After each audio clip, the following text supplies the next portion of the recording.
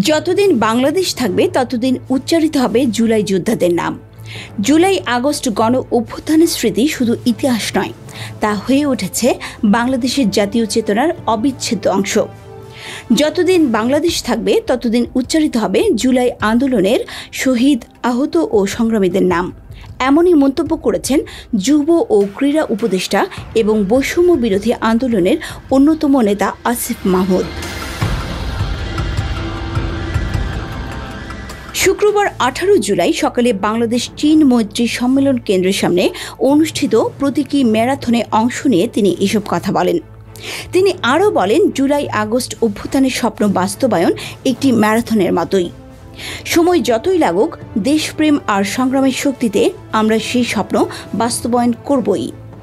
আজকের এই প্রতীকী ম্যারাথনে যেমন আলাদা করে কারো ট্রেনিং ছিল না, তেমনি জুলাইয়ের লড়াকুরাও কোনো প্রশিক্ষণ ছাড়াই লেথেল ওয়েপেনের বিরুদ্ধে সাহসিকতা নিয়ে দাঁড়িয়েছিল।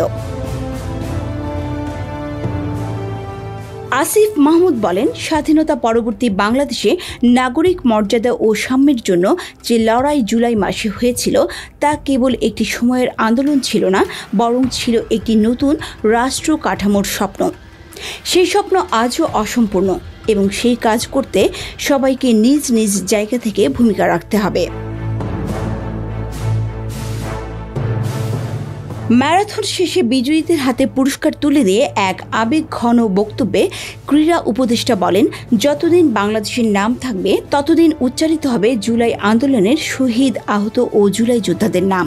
এ নাম মুছে ফেলা যাবে না, কোনো ইতিহাস থেকে কোনো ষড়যন্ত্র দিয়ে ঢাকা যাবে না।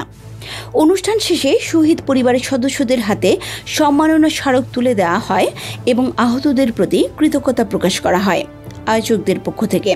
পুরো আয়োজন জুড়ে ছিল একটি আবেগঘন পরিবেশ এবং জুলাই চেতনাকে আগামীর প্রজন্মে ছড়িয়ে দেওয়ার প্রত্যয়।